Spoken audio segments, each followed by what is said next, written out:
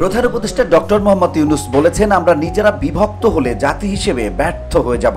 ব্যর্থ হতে চাই না, নতুন বাংলাদেশ গড়তে চাই যেখানে সব নাগরিক সমান অধিকার পাবেন।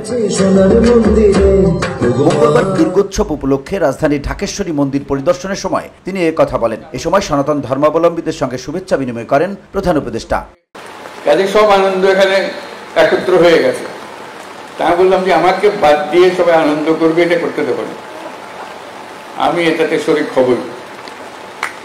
আমি জোর করে এসেছি, আপনাদেরকে কষ্ট দিয়েছি, আপনাদের এই আনন্দের শরীক হওয়ার জন্য। আমি থাকতে পারছি না কেন? যেহেতু একই সময় যখন দুর্গাপূজা হবে তখন একই সময় জাতিসংঘের অধিবেশন চলবে, যেখানে সরকার প্রধান হিসেবে আমাকে উপস্থিত থাকতেই হবে।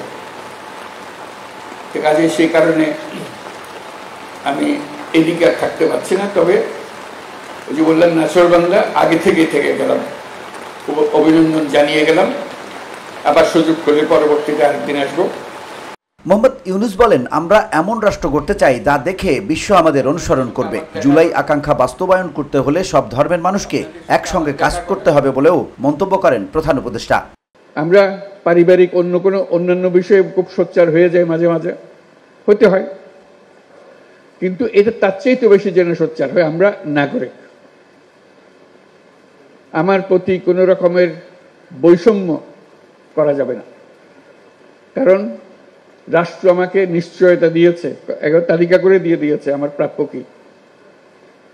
কাজে যত কথাই বলি, সবচেয়ে বড় কথাটা বলবেন, আমি নাগরিক, আমাকে এই তালিকাভুক্ত সমস্ত জিনিসের অধিকার আমাকে দিতে হবে। তিনি বলেন, কোনো ধর্মকেই আলাদা করে দেখতে পারবে না রাষ্ট্র, সব ধর্মের সমান মর্যাদা দিতে বাধ্য সরকার।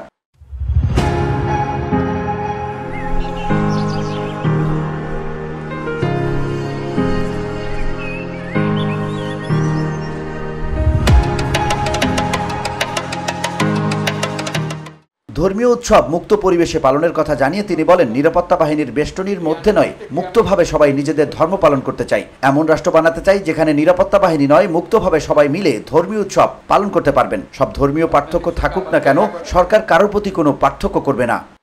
বেষ্টনীর মধ্যে আমাদের ধর্ম পালন করতে চাই না।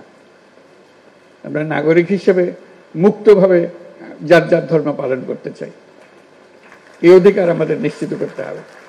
আমরা আইন শৃঙ্খলা বাহিনী, নিরাপত্তা বাহিনী সবার প্রতি ধন্যবাদ জানাই, তারা তাদের ভূমিকা পালন করার জন্য। কিন্তু আমরা এমন একটা দেশ বানাতে চাই যেখানে এরকম নিরাপত্তা বাহিনীর বেষ্টিত হয়ে ধর্ম পালন করা একটা হাস্যকর জিনিস হয়। এটা কি কথা হলো? এটা কোন ধরনের দেশ বানালাম আমরা? এরকম দেশ বানানোর জন্য এত রক্তপাত, এত কিছু হলো, আমরা সেটা চাই না। আমরা সম্পূর্ণ নিরাপত্তার মধ্যে, সম্পূর্ণ বিশ্বাসের মধ্যে আমরা আমাদের যার যার মত, যার যার ধর্ম পালন করতে চাই। এই নিশ্চয়তা আমরা চাই। এর আগে গেল সোমবার বিকেলে রাষ্ট্রীয় অতিথি ভবন যমুনায় প্রধান উপদেষ্টার সঙ্গে সাক্ষাৎ করেন বিভিন্ন পূজা উদযাপন পরিষদের নেতারা। তারা এ সময় প্রধান উপদেষ্টাকে পূজা মণ্ডপ পরিদর্শনের আমন্ত্রণ জানিয়েছিলেন। VOD Bangla news desk.